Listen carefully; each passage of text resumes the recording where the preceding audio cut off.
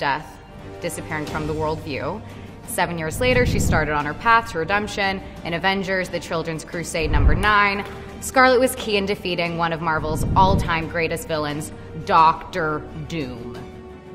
In Avengers vs. X-Men, she joined the Avengers to take down the X-Men, even helping eliminate the Phoenix, an ancient cosmic entity.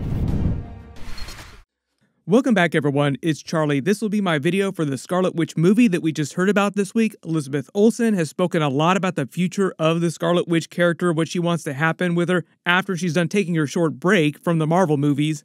There are a couple major storylines that she's addressed, so we'll break it all down. Like, that's why I attached that clip to the beginning of this. There are like a couple major Scarlet Witch comic book stories that they haven't had time to do yet that they do plan on addressing.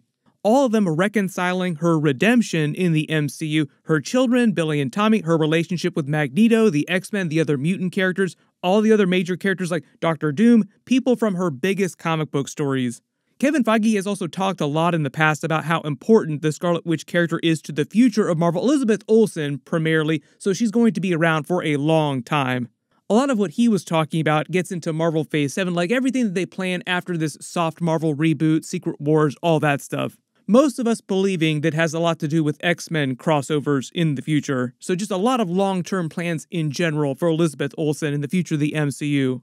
But she's done so many Marvel projects back-to-back recently. This is her talking about taking like a quick break before she comes back and does more stuff. Like calling Kevin Feige like every day with ideas is because I'm really proud of what we were able to do. I think Wandavision was really surprising. So she does plan to come back eventually, and because of a lot of trailers, a lot of stuff that's been going on recently, we have a better idea for what it's going to look like when they bring her back and how they're going to redeem the character. If you're brand new to the channel, be sure to subscribe to get all the videos. We're also doing the giveaway for the new Wandavision Blu-rays, the Loki Blu-rays that they finally started releasing. And many thanks to Raid Shadow Legends for sponsoring this week's giveaway. Raid is one of the biggest mobile games in the world that's totally free to play. This month, Raid is adding Xena Warrior Princess from the iconic 90s television series. I was so surprised by this. She has all her trademark weapons, her sword, her whip, her chakram from the TV series.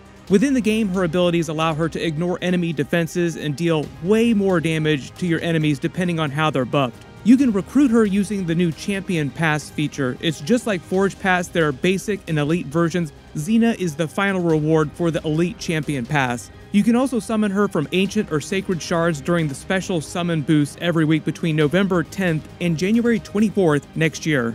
In addition, they're giving away a ton of free stuff using a bunch of different promo codes. Brand new players can scan the QR code here that I'll put in the video or the link down in my description to get 2 free epic heroes. Lightsworn from the Sacred Order, his kit allows you to keep your team alive with an increased defense buff and a revive on death skill. And when you hit level 15, Juliana, a boss killer also from the Sacred Order. New players watching this can use the promo code Monkey King to get the new legendary champion Sun Wukong and 2 epic champions, a rare champion War Maiden using the promo code Raid War Maiden. For existing players, you can also use the promo code I Love Raid to get a bunch of free stuff. Do you not love free stuff? So be sure to check it out and enjoy.